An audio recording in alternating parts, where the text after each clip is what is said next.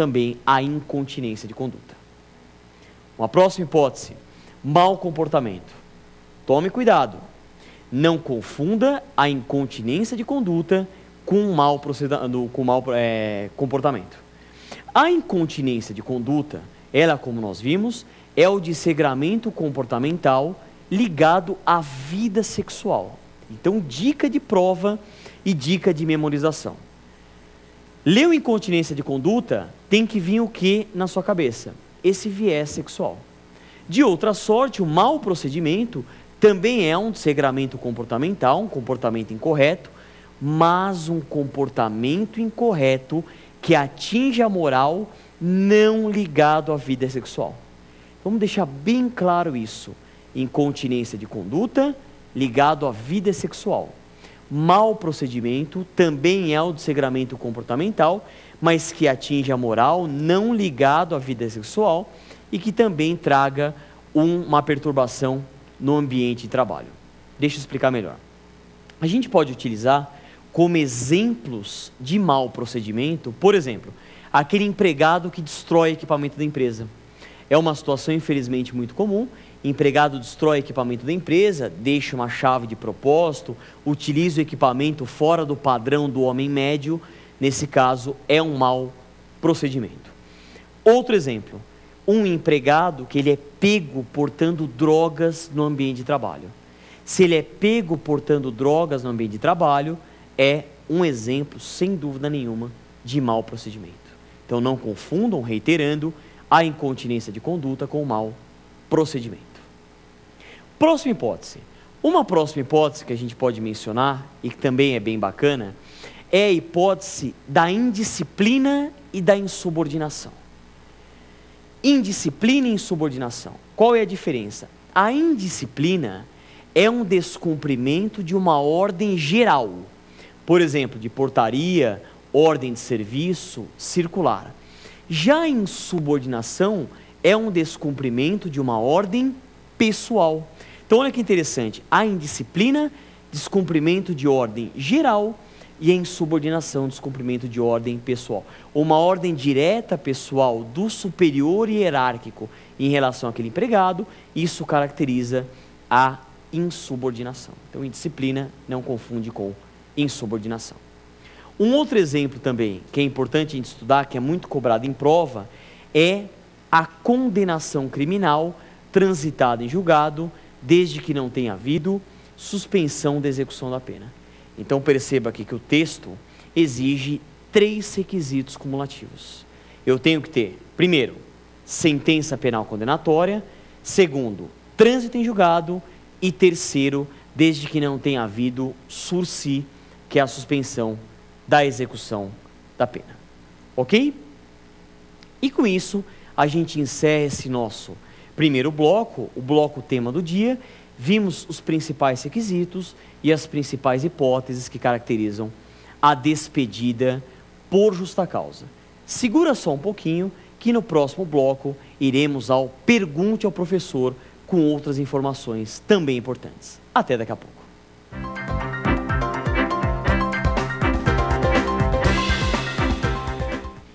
Chegamos ao bloco 2, o bloco Pergunte ao Professor, onde eu responderei as perguntas enviadas por você. Mande para nós as nossas dúvidas. provafinal@lfg.com.br provafinal@lfg.com.br. Vamos às perguntas? Vamos lá. Primeira pergunta. Professor Leone, eu tenho uma curiosidade. Tem alguma falta grave que pode ser cometida pelo empregador? E se existe alguma, o que o empregado deve fazer caso o empregador cometa? Bom, vamos lá. São 2 perguntas nesta primeira pergunta. O colega perguntou se existe alguma falta grave praticada pelo empregador. Existe. É o que a gente chama de rescisão indireta ou despedida indireta do contrato de trabalho. E o que é isso? Essas hipóteses estão previstas lá no artigo 483 da CLT e caracterizam a falta grave patronal, a justa causa patronal. Existe um rol lá de faltas graves praticadas pelo empregador que ensejam esta rescisão indireta ou despedida indireta do contrato de trabalho, e isto leva ao que a gente vai ver daqui a pouquinho. Agora, perceba o seguinte, e é importante ressaltar isso.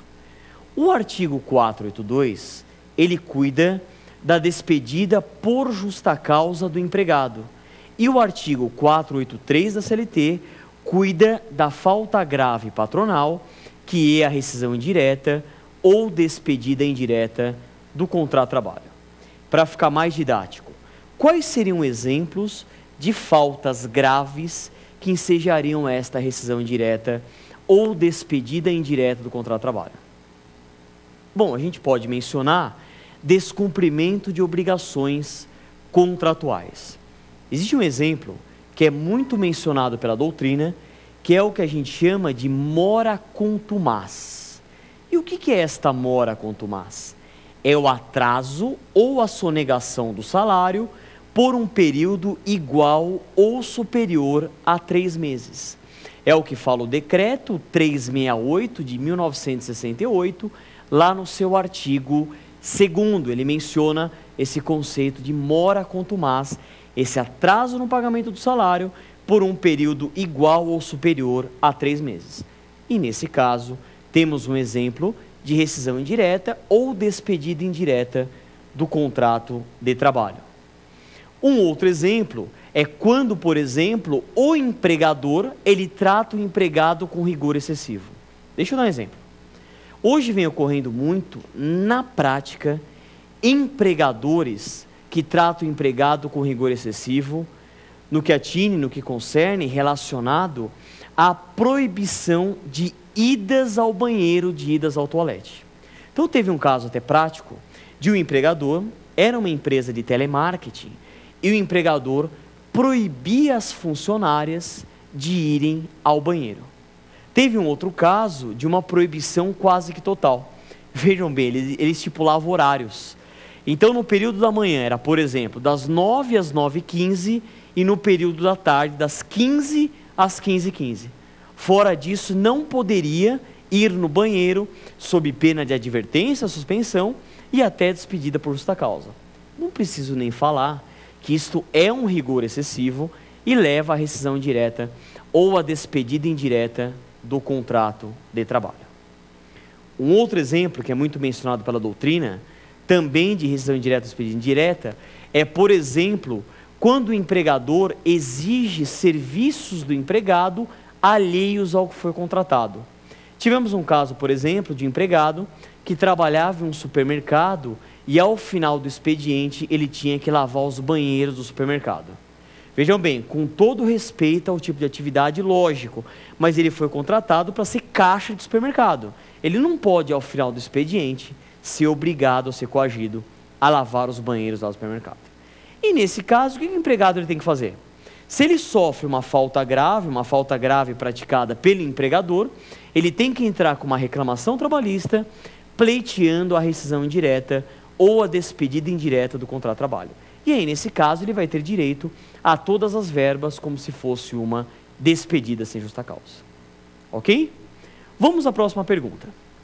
Professor, quais são os requisitos para o empregador despedir o empregado por justa causa? Bom, nós vimos isso, né?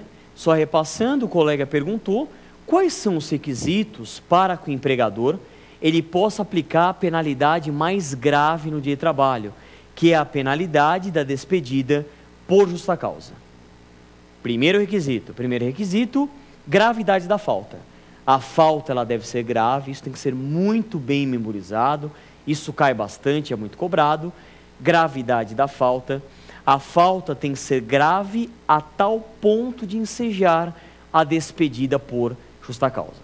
Mas nesse caso, nessa gravidade da falta, como no próximo requisito, que é a proporcionalidade da pena, o juiz analisa uma série de fatores. O meio ambiente do trabalho, condição econômica e social do empregado e do empregador, e assim por diante.